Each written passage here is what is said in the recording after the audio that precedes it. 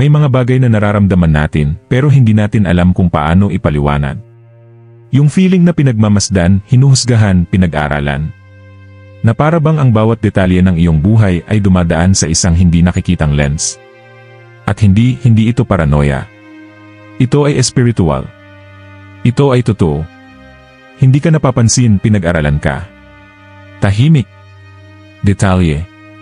Sa pamamagitan ng mga puwersa na nais na lagyan ng label sa iyo, i-decipher ka, bitag ka sa isang sistema na hindi kinikilala kung ano ang nagmumula sa itaas. Umaasa sila na makakahanap sila ng isang talo, isang taong madaling manipulahin. Ngunit sa halip na kahinaan, natuklasan nila ang diskarte. Sa halip na sumuko, pag-unawa. Ang magiging dahilan ng pagbubukod ay naging tanda ng pagtaas. Hindi ka magkasya dahil hindi ka ipinanganak upang magkasya, ipinanganak ka upang muling tukuyin. At ngayon, matapos ang mahabang pag-aalinlangan, ang mga talahanayan ay nagbalik loob. Hindi sa pamamagitan ng paghihiganti, kundi sa pamamagitan ng banal na kapahayagan. Ang video na ito ay hindi lamang isang salita.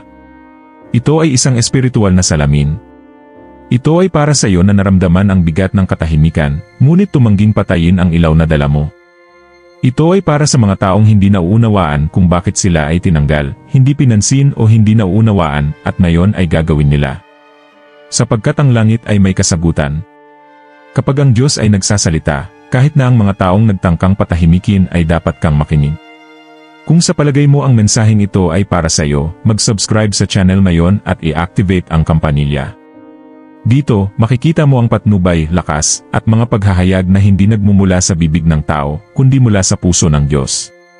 Dahil tapos na ang panahon ng pagtatago, ngayon, kahit ang mga nag-aral sa iyo ay kailangang igalang ka. Hindi ka pinansin, binabantayan ka. Ngunit hindi sa karaniwang paraan, ito ay isang espiritual na pag-ingat na ginagawa ng mga mata na hindi nakakakita sa laman kundi may intensyon. Sa loob ng maraming taon, ang mga puwersa ng okultismo ay lumapit sa iyo ng walang ingay na nagsisikap na i-decipher ka. Isinulat nila ang kanilang mga katahimikan, inilista ang kanilang mga luha, na itala ang bawat reaksyon. Para bang ikaw ay isang anomalya na kailangang ipaliwanag. Ngunit hindi nila magagawa. Inaasahan nila ang isang pattern. Isang mahuhulaan na pag-uulit. Ngunit ang natagpuan nila ay isang bagay na nakatakas sa lohika ng tao. Isang taong naantig ng isang propetikong kodigo. Sa bawat pagsisikap mong kontrolin, nakatakas ka. Sa bawat emosyonal na bitag, iba-iba ang iyong paglaki. Iyon bothered sa kanya. Dahil kapag hindi nila maintindihan, sinusubukan nilang lagyan ng label ito. Ngunit hindi ka kailanman naging isang label. Ikaw ay isang enigma, at isang enigma na ang langit lamang ang isinasalin. Hindi nagkataon lang ang dahilan ng kanyang paghihiwalay. Ito ay pagsusuri. Pag-aaral. Naabala ka sa pamamagitan lamang ng pag-iral sa labas ng pamantayan. Habang ang iba ay naghahanap ng pagsang-ayon, hinanap mo ang kahulugan. Habang naghihintay sila ng palakpakan, nilinang mo ang katahimikan. Dahil dito ay sinusundan ka mula sa malayo ng mausisa at madalas na mapanganib na mga mata. Ngunit kahit na napapaligiran ka, nanatiling hindi ka makakamit. Sapagkat ang naingatan sa pamamagitan ng kapahayagan ay hindi nahuhulog sa pamamagitan ng pagmamasid. At habang sinusubukan nilang hanapin ang kanilang sariling kahinaan, natuklasan nila ang isang bagay na hindi nila inaasahan, espiritual na paglaban. Isang paglaban na hindi sumigaw, bagkus ay nagpatuloy sa pag-aaral. Hindi iyon nag-ingay pero naroon siya. Ikaw ay isang salamin sa kanila at ang pagmumuni-muni ay nababagabag sa kanila. Dahil inilantad mo ang kahungkagan ng mga nagtatago sa likod ng mga pamagat, formula at hitsura. Nang hindi mo itinaas ang iyong tinig, hinarap mo ang buong sistema. Iyon ang dahilan kung bakit sila ay nanonood sa iyo, kaya magkano. Nais nilang hanapin ang kapintasan, ang bitak, ang kahinaan. Ngunit habang mas tumingin sila, mas nawawala sila. Dahil hindi ka na programa, ikaw ay nahahayag. Hindi ito sinanay sa pamamagitan ng mga pamamaraan ng tao, kundi hinubog ng kamay ng Diyos. At ang makalangit na pinagmulan na ito ay nagprotekta sa iyo, laban sa anumang espiritual na pag-scan. Sinubukan nilang basahin ka, ngunit ikaw ay isang aklat na tinatakan ng espiritu. Ang dating tahimik na pagsusuri ay nagiging hindi kusang loob na pagpipitagan. Dahil kahit walang pag-unawa, may kinikilala sila sa iyo na hindi maipaliwanag. At ang presensya na ito na dinadala mo, na pinag-aralan ng lihim, ay malapit ng parangalan sa publiko. Hindi dahil hinanap mo ito, kundi dahil itinakda ito ng langit. Kapag ang langit ay nagpasya na parangalan ang isang tao, kahit na ang mga mata na hinuhusgahan ay kailangang yumuko. Nakita nila ang sakit na nararamdaman nila, ngunit hindi nila alam kung paano ito ipaliwanag sa kanila. Akala nila ito na ang katapusan. Ang pagtanggi na yon ay masisira sa iyo. Na ang mga pagtataksil ay titigil sa iyo. Ngunit sa espiritual na mundo, walang katulad nito. Sa katunayan, kung ano ang tila nakabaon sa iyo, ay nakaposisyon sa iyo. Ang bawat luha na nabuhos sa katahimikan ay naging binhi sa matabang lupa. At kung ano ang sugat ay naging kasangkapan. Ang sakit na nasaktan mo ay naging pangitain. Ang pag-abandona ay naging direksyon. Ang kabiguan na iyon na tila walang katuturan ay nagturo sa iyo na makilala ng husto ang mga espiritu. Nagsimula kang makakita ng lampas sa pagsasalita, lampas sa hitsura, lampas sa ngiti. Tinuruan ka ng Diyos mula sa loob, samantalang hinahamak ka ng sanlibutan mula sa labas. At ang tila kahinaan ay ang pag-ensayo lamang para sa isang puwersa na hindi nakita ng kaaway na darating. Wala kang shortcuts, may mga demanda ka. Bawat kahihiyan ay nagtuturo sa iyo na huwag umasa sa palakpakan. Ang bawat paghihintay ay nagtuturo sa iyo na makinig sa takdang panahon ng Diyos. Ang bawat pagkahulog ay nagturo sa iyo na bumangon ng iba.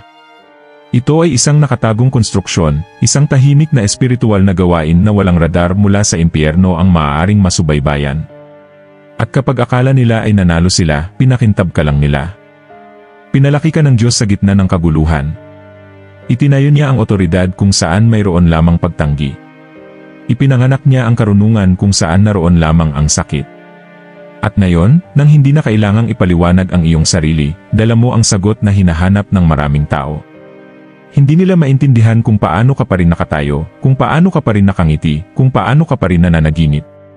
Ngunit alam mo, ang bawat peklat ay naging isang diskarte. Ang bawat pagkatalo ay nagiging kapangyarihan. Habang sinusuri nila ang iyong sinusubukang maunawaan kung saan ka nagkamali, ginagamit ng Diyos ang lahat upang baguhin ang iyong posisyon. Walang kabuluhan. Wala. Kahit na kung ano ang naisip mo ay hindi sumira sa iyo. Kinakailangan. Dahil mula sa ilalim ng bato ay mas malapitan mo ang kalangitan. At ngayon, ang bawat kilos mo ay may layunin.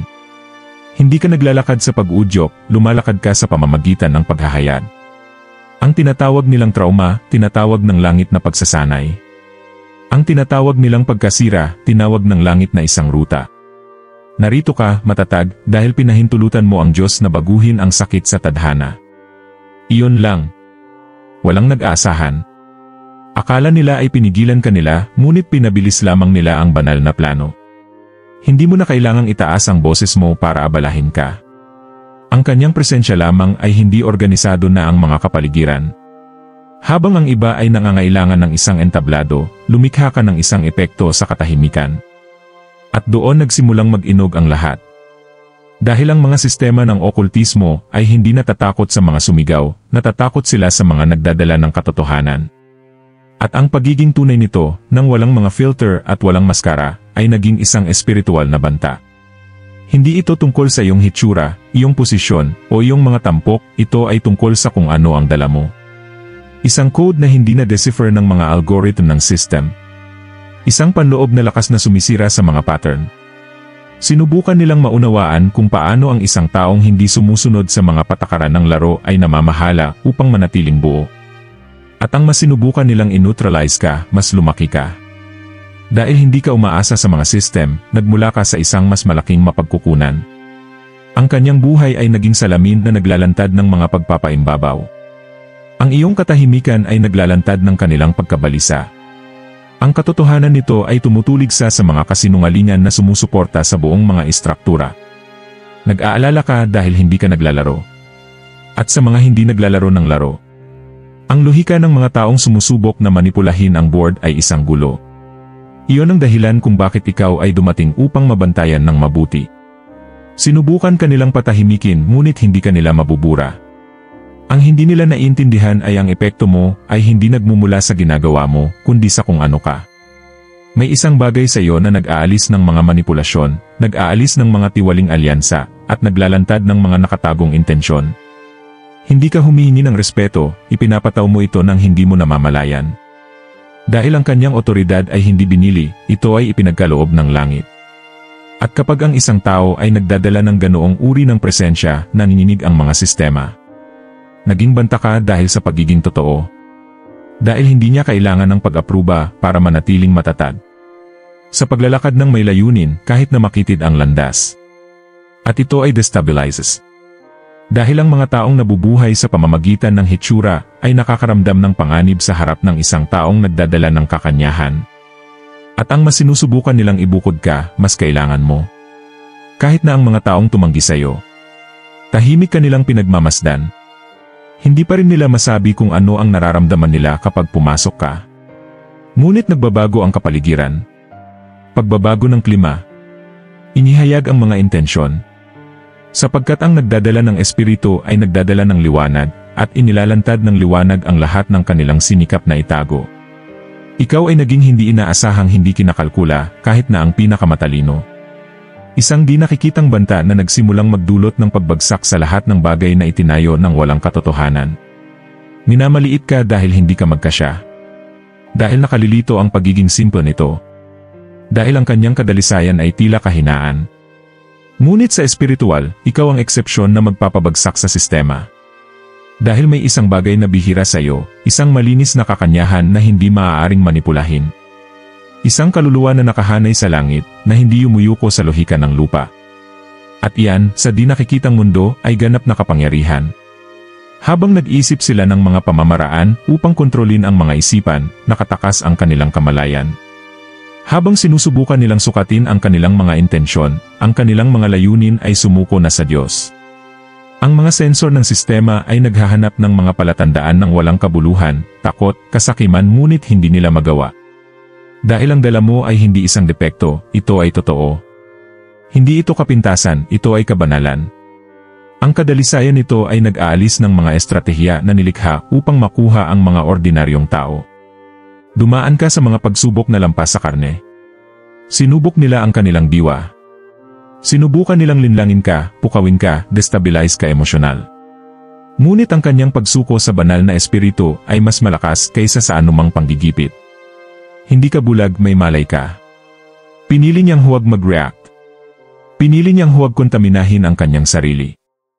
Iyon lang. Ito ang pinakamalaking banta niya sa sistema. Dahil ang espiritual na kadalisayan ay code na hindi kayang ipaliwanag ng kadiliman.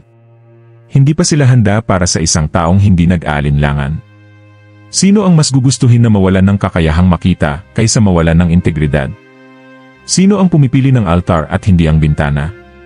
Sino ang mas pinipili ang pagkawala ng kilala sa Diyos kaysa sa paghihiwalay ng wala siya? Ang kanilang paglaban sa espiritual na kontaminasyon ay naging sanhi ng pag-crack ng mga istruktura ng kontrol. Dahil hindi sila nakikipagtulungan sa isang taong lubos na nag-alay ng kanyang sarili sa mas mataas na kaharian. Iyon ang dahilan kung bakit sinimulan kanilang iwasan at, sa parehong oras, natatakot sa iyo. Dahil ang dala mo ay hindi nagiging corrupt. Ang kanyang presensya ay nagpapakita ng mga intensyon. Ang iyong buhay ay nahaharap sa okultismo na programming na namamahala sa mga sistema ng espiritual at emosyonal na pagmamanipula.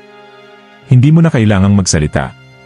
Ang pagiging naroroon lamang ay sapat na upang ihinto ang paggana ng mga taong nagtatrabaho sa dilim. At ngayon, ang mga bitak na dulot mo sa katahimikan ay lumalawak. Ang mga sensor ay hindi na maaaring gumana ng tumpak kung nasaan ka. Ang teknolohiya ng pagkontrol ay nabigo sa harap ng katotohanan nito. Ikaw ay naging isang bihirang uri ng paglaban, hindi sa pamamagitan ng puwersa, ngunit sa pamamagitan ng kadalisayan. At ang kadalisayan na ito, tahimik, maingat, hindi programable. Lahat ng bagay na itinayo ng walang espiritual na pundasyon ay nagsimulang gumuho. Ang sistema ay dinisenyo upang makita ang paulit-ulit na pag-ugali, mahuhulaan na damdamin, at manipulable na mga reaksyon. Ngunit ikaw, sinira mo ang lahat ng mga algorithm. Ang iyong espiritual na dalas ay hindi sumusunod sa mga makalupang huwaran. Kapag inaasahang umiiyak ka, mahal mo ito. Kapag pinalakpakan nila ang iyong pag-atras, tumahimik ka at sumulong. At nalilito ang lahat ng hindi nakikitang mapa na sinubukan nilang gamitin laban sa iyo. Hindi ka tumutugon tulad ng inaasahan. Hindi ka nakikipag-away ng walang kabuluhan, hindi ka pumipili ng mga laban na hindi itinakda ng Diyos. Habang tinutukso ka nila, nananatili kang nakatuon. At napansin ang posisyon na ito. Dahil ang mga madilim na algorithm ay nangangailangan ng kakayahang mahulaan upang gumana, at ang iyong koneksyon sa mataas ay ginawa kang hindi mahuhulaan. Ang dalas nito ay hindi karnal, ito ay propesya. Sa bawat pagsubok na sinusubaybayan ang iyong mga hakbang, nagulat ka. Sa bawat plano na ilihis ang iyong landas, nakatanggap ka ng bagong espiritual na patnubay. Lumipat ka hindi sa pag-uudyok, kundi sa pamamagitan ng tagubilin. At ang pagsunod na iyon ay naglagay sa iyo sa labas ng maabot ng mga estruktura ng kontrol. Sinubukan nilang ikatalog ka, i-decipher ka, ngunit hindi ka magkasya sa isang database. Dahil ang mga ginagabayan ng paghahayag ay hindi sumusunod sa lohika. Ang dalas nito ay naayon sa kalangitan. At dahil dito ay hindi ka natuklasan ng mga pamamaraan ng tao. Nakatakas ka sa mga bitag ng hindi mo namamalayan.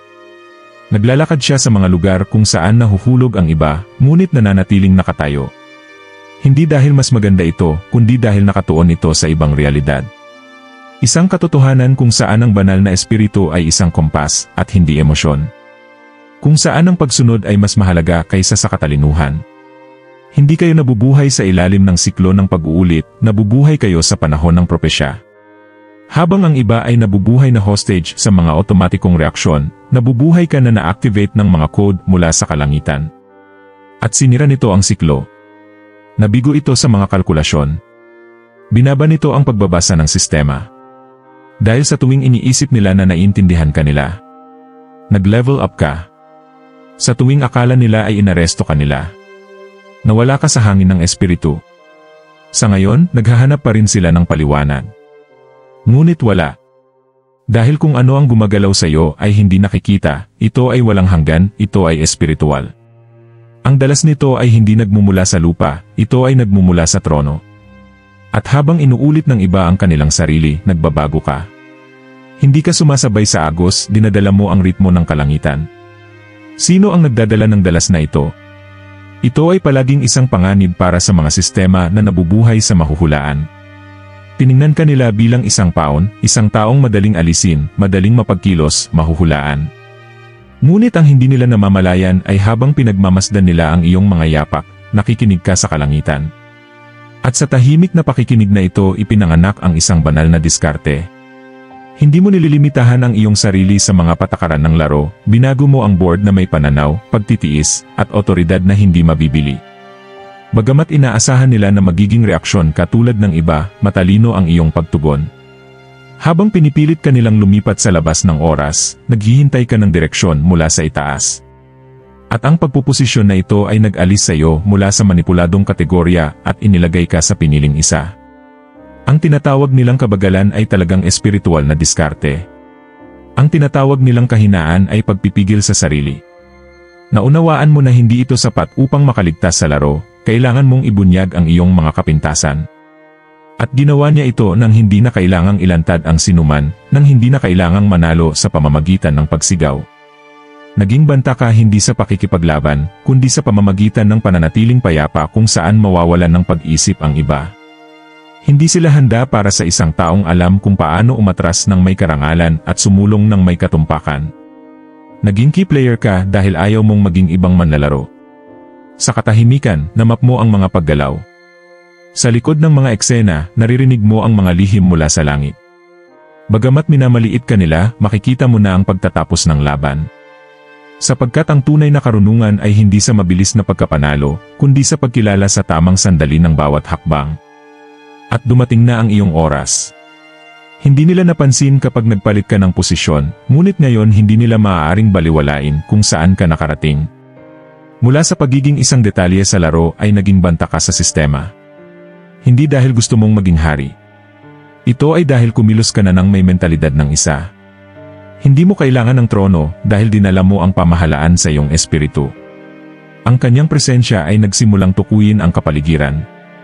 Naging nakakatakot ang kanyang katahimikan.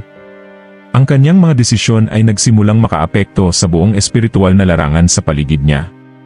Ngayon, tumingin sila at hindi nila alam kung paano ka nakarating dito. Ngunit alam ng langit. Dahil hindi sa pamamagitan ng paglalaro na nanalo ka, ito ay sa pamamagitan ng pagsunod. Ngan adton diyahan handiin diyahan Dios diri kinahanglan madagmit niya manaog, kinahanglan lahira manindigan niya marig-on. At ginawa mo ang higit pa kaysa doon, muling isinulat mo ang lohika. Habang naglalaro ang lahat, nakipag-ugnayan ka sa kung sino ang lumikha ng laro. Hindi ka umakyat sa pamamagitan ng puwersa o sa pamamagitan ng marketing. Tahimik ang kanyang pagbangon, halos hindi mapansin. Bagamat marami ang sumisigaw para sa pagkilala, pinili mong lumaki sa lihim. Habang naghahanap ka ng malalim, hinahanap mo ang lalim. At sa sagradong pinagtataguan na ito, hinubog ka ng Diyos sa isang bagay na mas dakila kaysa sa mahuhulaan ng mata. Itinaas ka ng walang tunog at nalilito ang sistema. Sabi nga nila, para lumaki ka, kailangan mong mag-move on na upang lupigin ang isang bagay, kailangan niyang makipagkumpetensya, ilantad ang kanyang sarili, ibenta ang kanyang sarili.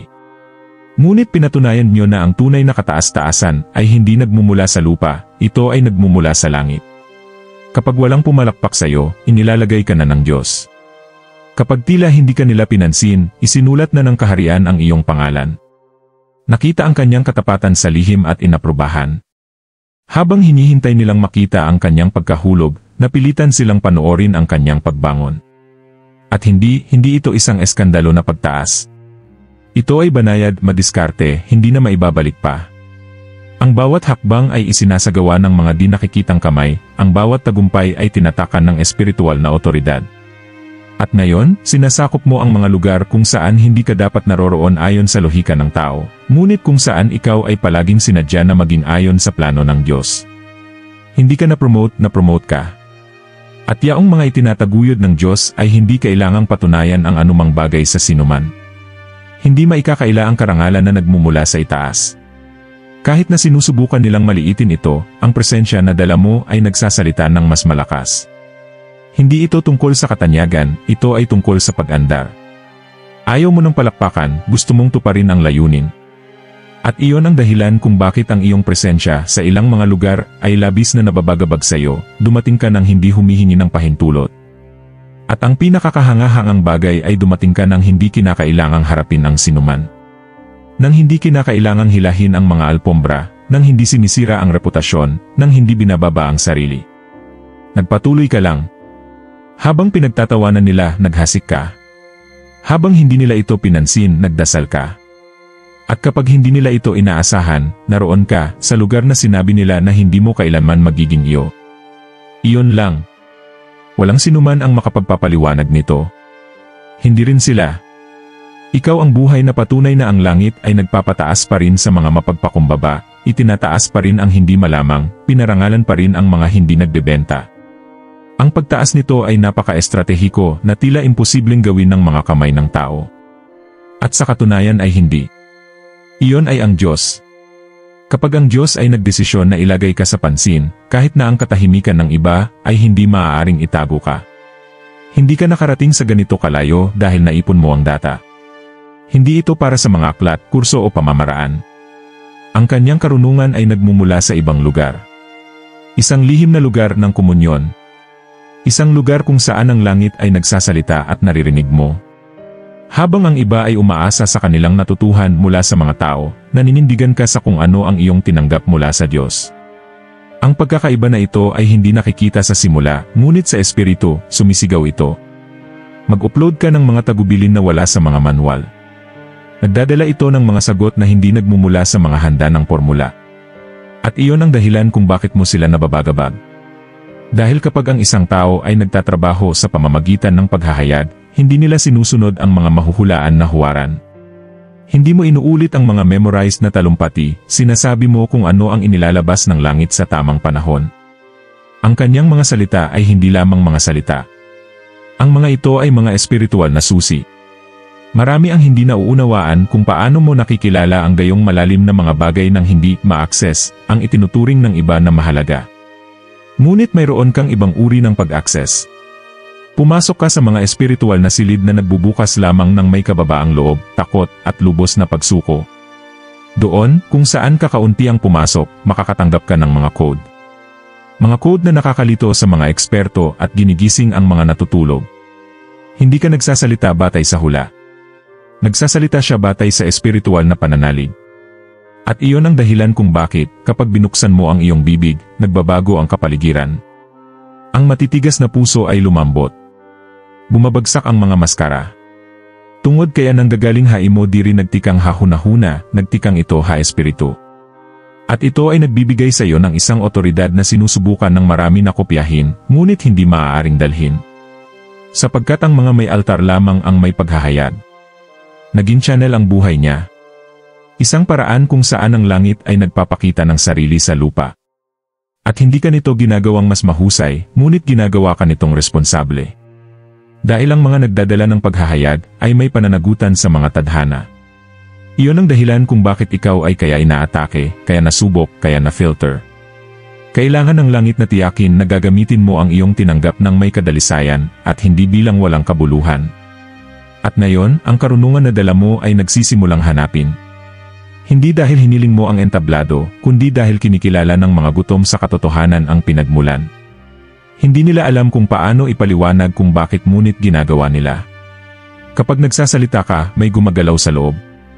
Sapagkat siya na nagsasalita sa pamamagitan ng paghahayag, ay nagpapagana ng iba pang mga paghahayag.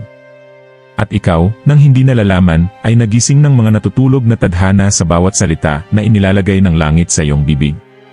Hindi ka nagdadala ng mga badge, titulo, o diploma na humahanga.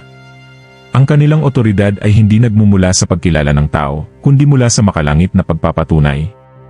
Iyon lang. Walang sinuman ang makakasubaybay nito. Dahil habang sinisikap nilang maunawaan ang sino ang nagsugo sa iyo, kinumpirma na ng langit ang kanilang misyon. Hindi mo kailangang patunayan ang iyong espiritual na pagkakakilanlan, ang iyong presensya ay nagsasabi ng lahat. At iyon ang uri ng otoridad na hindi makokontrol ng mga sistema. Sinikap nilang maunawaan kung saan nanggagaling ang kanilang katatagan, katapangan, at tahimik na impluensya. Hinanap nila ang mga talaan, sanggunian, koneksyon. Ngunit wala silang natagpuan. Dahil ang pinagmumulan na sumusuporta sa iyo ay hindi nakikita ng likas na mata. Galing ito sa itaas. Hindi ka sinanay ng mga kalalakihan, sinanay ka ng mga espiritual na karanasan na nagbigay sa iyo ng timbang. Tunay na timbang. Bigat ng kaluwalhatian. Habang ang iba ay naninindigan ng matatag sa mga posisyon, ikaw ay naninindigan ng matatag sa pananalig. Kakaunti lang ang sinasabi mo pero kapag ginawa mo na, may nangyayari. Hindi dahil sa pinagkadalubhasaan mo ang mga pamamaraan ng paghikayat, kundi dahil nagsasalita ka mula sa isang lugar ng otoridad na tanging ang mga taong namuhay kasama ng Diyos ang nakakaalam. Ang sinasabi mo ay hindi lamang kung ano ang natutunan mo, ito ay kung ano ang naranasan mo. At ito ay nagbibigay sa kanyang mga salita ng isang lalim na walang sinuman ang maaaring huwad. Para kang isang nakatagong sandata sa kaharian. Hindi nakikita ng mga radar, ngunit nakamamatay laban sa kadiliman. Hindi mo kailangang makita upang maging epektibo. Ang epekto nito ay nangyayari sa likod ng mga eksena, sa mga lihim na lugar, sa mga pamamagitan na walang nakikita, sa mga desisyon na nagbabago ng kapaligiran ng walang palakpakan. Kahit na tahimik ka lang, kahit tahimik ka. Sapagkat kung sino man ang may hawak ng otoridad na ito, dinadala nito ang bigat ng presensya ng Diyos. Sinubukan kanilang siraan dahil hindi kanila mayuri. Ngunit imposibleng tawagin ang isang tao na itinalaga ng Diyos. Hindi ka nababagay sa mga hulma dahil nilikha ka upang masira ang mga ito. At ngayon, ang iyong otoridad ay nagsisimulang maramdaman sa mga lugar kung saan hindi ka pa naimbitahan. Dahil kapag sinugo ka ng Diyos, kahit na ang mga saradong pinto, ay hindi makapipigil sa kanyang tinig na maabot ang mga taong nangangailangan ng pakikinig. At ang pinaka hindi ka panipaniwala na bagay ay hindi mo hinanap ang otoridad na yon, natagpuan ka nito. Ipinanganak siya sa gitna ng sakit, pagtanggi, katahimikan. Sa ngayon, ito ay aktibo. Hindi dahil sa walang kabuluhan, kundi dahil sa misyon. Patunay ka na may mga tao pa ring nagtataglay ng hindi masubaybayan na otoridad. At ang otoridad na ito, nagsisimula itong ilipat ang mga espiritual na katotohanan ng hindi na mababago. Inaasahan ng mundo ang isang bagay na komplikado, maingay, kahanga-hanga. Ngunit pinili ng Diyos na gamitin ang pagiging simple bilang isang diskarte. At naroon ka, walang pagmamalaki, walang tanawin, walang nagniningning na baluti, ngunit may dalang tahimik na revolusyon. Ang kanyang simpleng buhay, ang kanyang maingat na gawain, ang kanyang hindi komplikadong pananampalataya. Ang mga ito ay mga destabilizing system na nakasalalay sa walang kabuluhan at pagganap upang manatiling nakatayo. Hindi mo kailangan ng entablado dahil ang altar mo ay kung saan ka tumahak. Hindi na kailangan ng papuri dahil lihim na itong naaprubahan. Ang pagiging simple nito ay nakaharap. Dahil kung saan inaasahan nila ang isang masalimuot na talumpati, naghahatid ka ng hilaw na katotohanan. Kung saan gusto nila ng mga ritual, ikaw ay nagtatanghal ng relasyon. Ang kanyang paraan ng paglalakad kasama ang Diyos ay nagpapakita kung gaano kalaki ang ilan na nawala sa formalidad at nakalimutan ang diwa. Ang revolusyon na dinadala mo ay hindi may poster, kundi may presensya. Nangyayari ito sa titig na naghihikayat, sa salitang nagpapagaling, sa katahimikan na nagdarasal. Kayo ay naging banta sa tiwaling espiritual na sistema dahil hindi nyo ito kailangan upang umiiral. Ang magaan nito ay nakakaabala sa mabibigat na sasakyan. Ang kanyang kapayapaan ay nagpapakita ng pagkabalisa ng mga taong nabubuhay sa pamamagitan ng hitsura. Kahit na hindi mo namamalayan ay naging tanda ka na. At ang maganda ay hindi mo kailanman sinubukang baguhin ang anumang bagay. Gusto ko lang maging tapat. Gusto ko lang marinig ang tinig ng Diyos at sumunod. Gusto ko lang manatiling malinis sa gitna ng kaguluhan. At ito mismo ang desisyon na ito na lumikha ng isang hindi nakikita ngunit hindi maibabalik na epekto. Saan ka man magpunta, ang mga estruktura ay nag-organisa. Kahit saan ka mag-aral, may isang bagay na nakahanay. Ang pagiging simple nito ay nagdadala ng dalas na nagbabago. Hindi nila maintindihan kung paano ang isang tao na tila napaka-ordinaryo ay maaaring makabuo ng napakaraming pagbabagong anyo.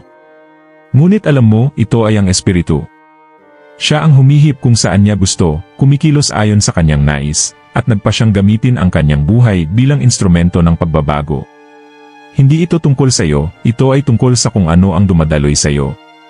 At kapag ang langit ay nakahanap ng isang magagamit na sasakyang dagat, nagsisimula na ang revolusyon. Ang revolusyon na ito ay hindi magiging headline. Hindi siya lilitaw sa spotlight. Ngunit mananatili ito. Sapagkat ang lahat ng bagay na ipinanganak ng pagiging simple sa Diyos ay may malalim na ugat. Isa ka sa mga ugat na yon. Walang fanfare, walang eksibisyon, ngunit may layunin.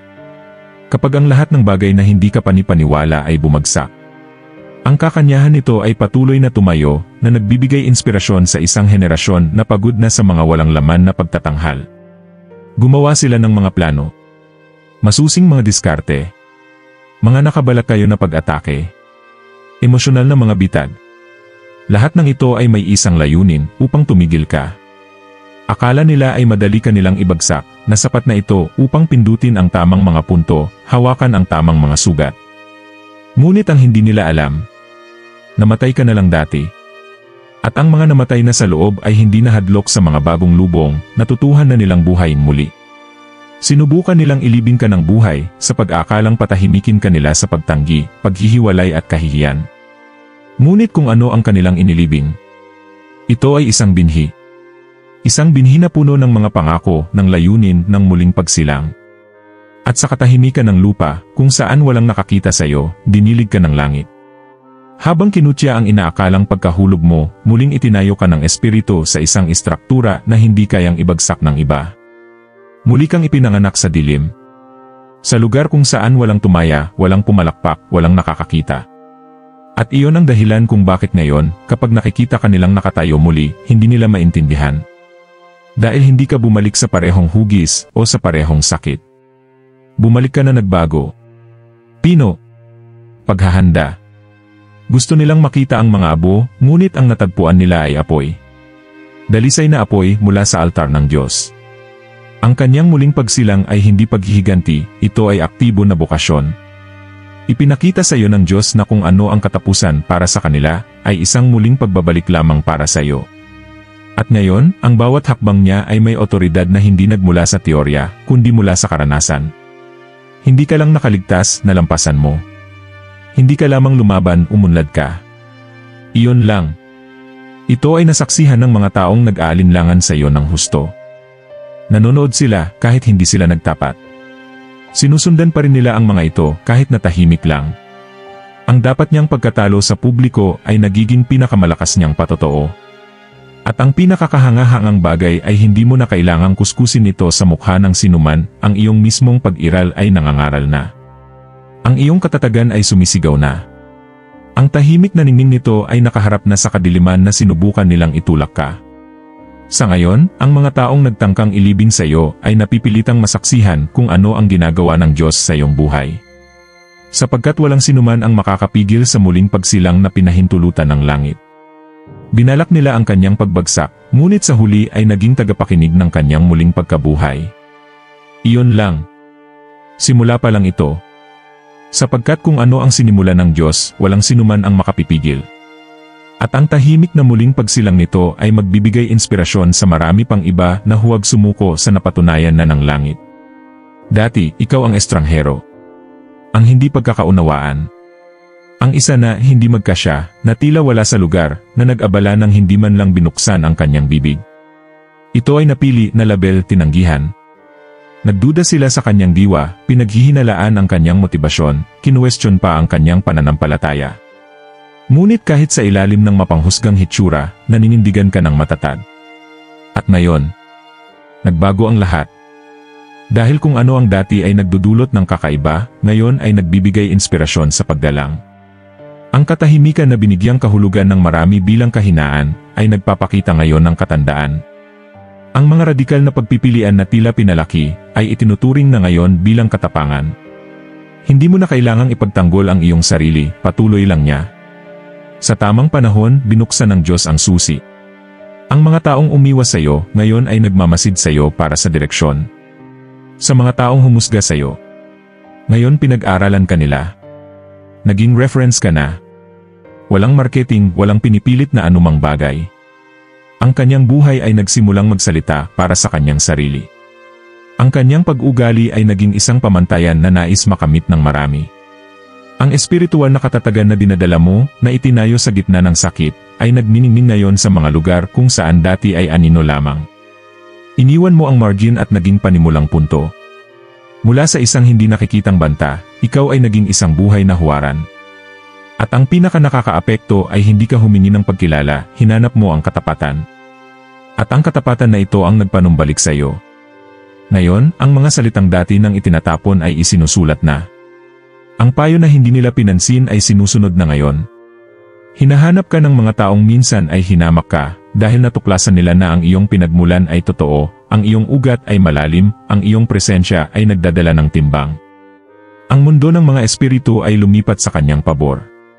Hindi mo kailangang harapin ang sinuman upang parangalan. Inihanda ng Diyos ang isang sitwasyon kung saan kahit ang mga nagtangkang patayin ang kanilang ilaw. Ngayon ay mas maingat na naglalakad kapag pumasok ka. Dahil napagtanto nila, kung ano ang dala mo ay hindi maaaring bilhin, kopyahin o kontrolin. At iyon ang dahilan kung bakit bihira ka at iginagalang. Sa mga taong nag-aral sa iyo ng tahimik, iginagalang ka nila sa katahimikan. Maaaring hindi nila ito sabihin ng malakas, ngunit kinikilala nila ito sa kanilang mga puso. Ikaw ay naging kung ano ang hindi nila inaasahan. Hindi isang ikon, ngunit isang sanggunian. Isang taong nakaligtas sa apoy nang hindi nawawala ang kanyang kakanyahan.